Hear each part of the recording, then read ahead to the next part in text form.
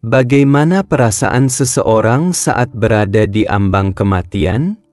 Apa yang akan dia lihat? Apakah Anda juga penasaran dengan topik ini? Saya menyusun laporan dari mereka yang mengalami pengalaman mendekati kematian. Dalam episode ini, kita akan menjelajahi dunia misterius di tepi kehidupan dan kematian. Kehidupan dan kematian adalah sepasang topik kuno.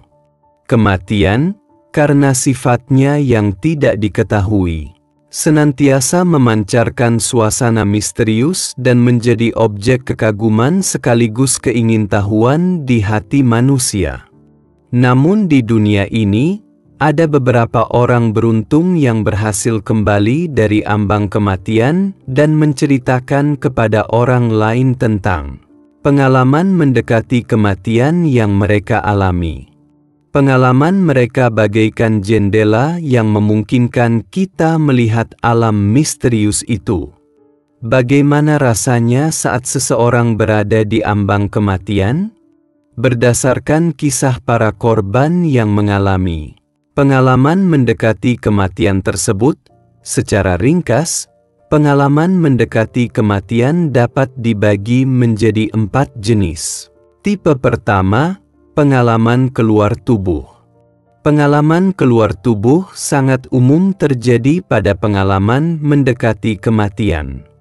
Banyak orang yang mengalaminya mengatakan bahwa saat mereka berada dalam kondisi hampir mati, kesadaran mereka seolah terbebas dari belenggu daging dan mereka melihat tubuh mereka dari sudut pandang orang lain. Ibu Sarah mengalami koma parah setelah kecelakaan mobil yang tragis. Dia kemudian mengingat bahwa selama koma, dia merasakan dirinya perlahan melayang. Ketika dia melihat ke bawah, dia melihat tubuhnya tergeletak di tempat tidur di ruang gawat darurat. Para staf medis sibuk dan gugup. Dia dapat melihat dengan jelas setiap detail di sekelilingnya.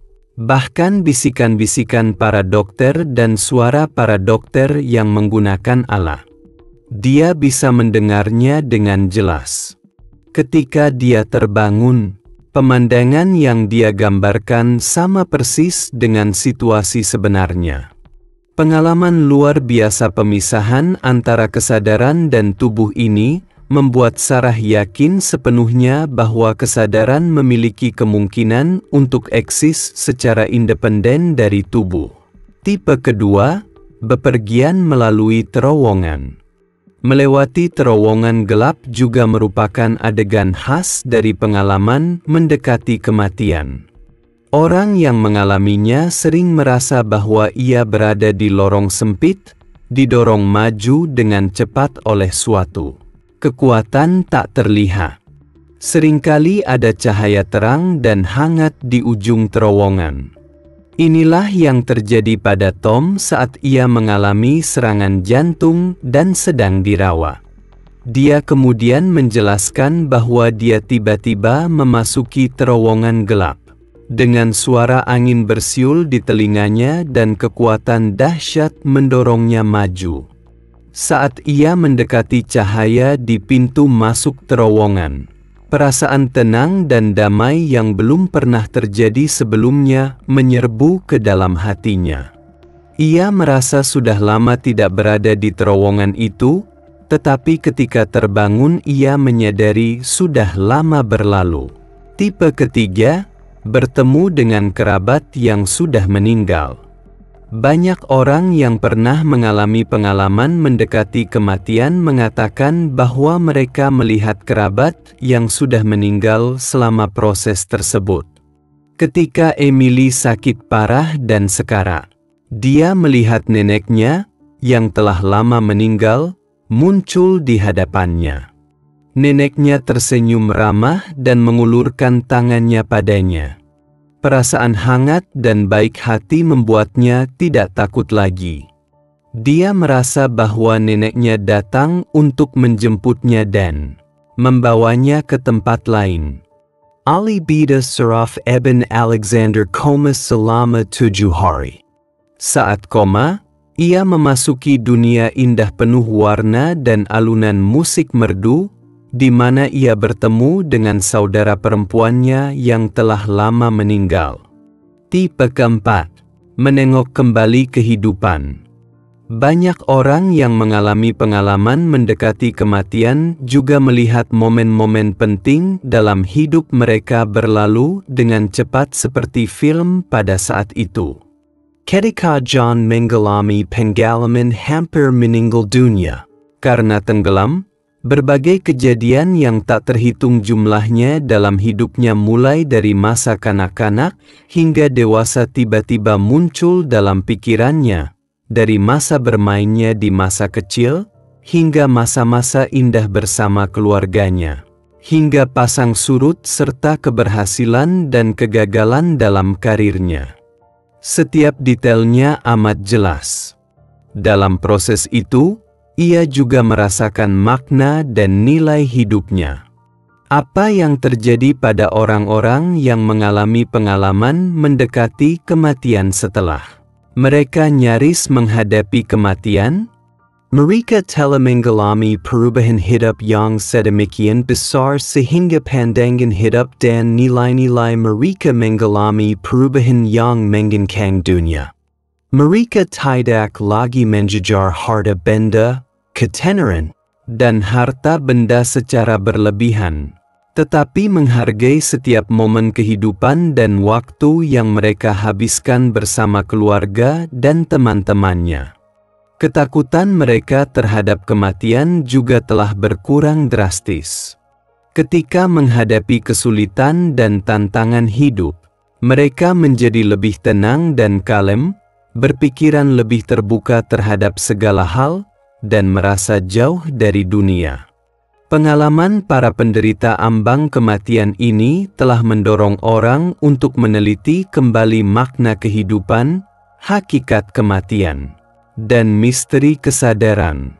Komunitas ilmiah juga telah melakukan penelitian dan eksplorasi mendalam tentang pengalaman mendekati kematian ini, mencoba menemukan kebenaran di balik fenomena ini.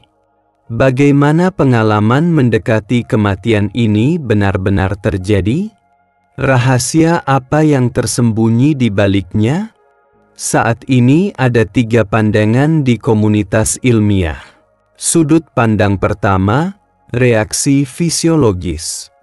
Beberapa ilmuwan meyakini bahwa pengalaman mendekati kematian mungkin merupakan serangkaian reaksi yang dihasilkan oleh otak dalam kondisi fisiologis ekstrim.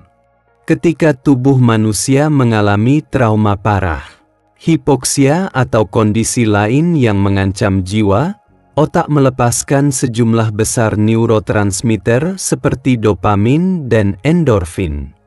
Zat kimia ini dapat menimbulkan halusinasi, sehingga menimbulkan perasaan seolah-olah meninggalkan tubuh, melakukan perjalanan melalui terowongan, melihat cahaya, bertemu orang terkasih, dan sebagainya.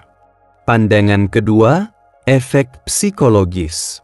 Beberapa psikolog meyakini bahwa pengalaman mendekati kematian mungkin merupakan hasil dari mekanisme pertahanan psikologis yang berlaku saat seseorang berada dalam ketakutan ekstrim atau stres berat.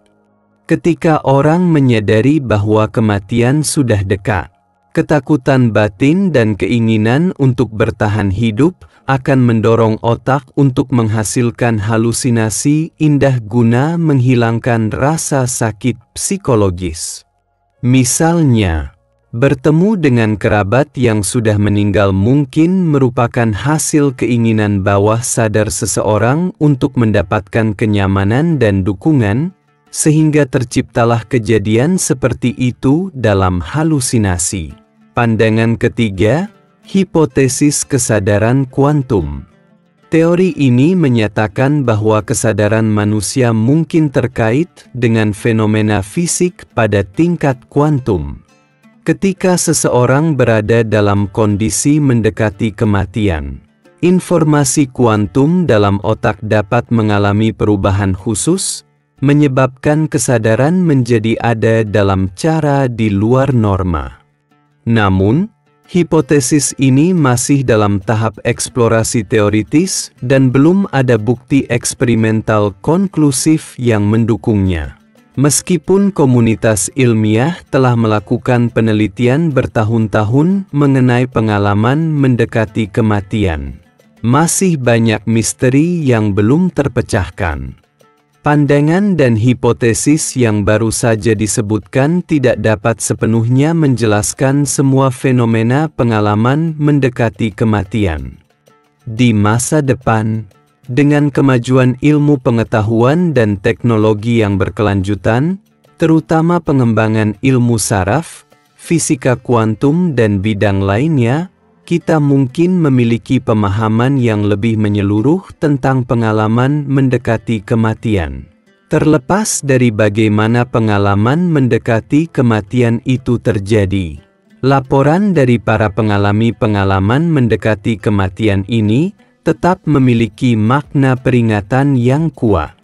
Pengalaman mendekati kematian ini tidak saja dengan jelas memperlihatkan kepada kita alam misterius itu, tetapi juga mengilhami imajinasi kita yang tak terbatas tentang kehidupan dan kematian, dan memberi kita rasa kagum baru terhadap kehidupan. Seringkali kita mengejar ketenaran dan kekayaan, tetapi mengabaikan rapuhnya dan berharganya hidup, serta singkatnya hidup. Uraian mengenai pengalaman mendekati kematian ini seperti pengingat dari dunia lain, yang memungkinkan kita untuk memeriksa kembali pandangan kita terhadap kehidupan, perspektif terhadap kehidupan, dan nilai-nilai kita. Ada hal-hal yang sebaiknya kita lepaskan, dan ada hal-hal yang tidak boleh kita lepaskan. Selamat datang untuk berlangganan dan berbagi saluran saya. Sampai jumpa di lain waktu.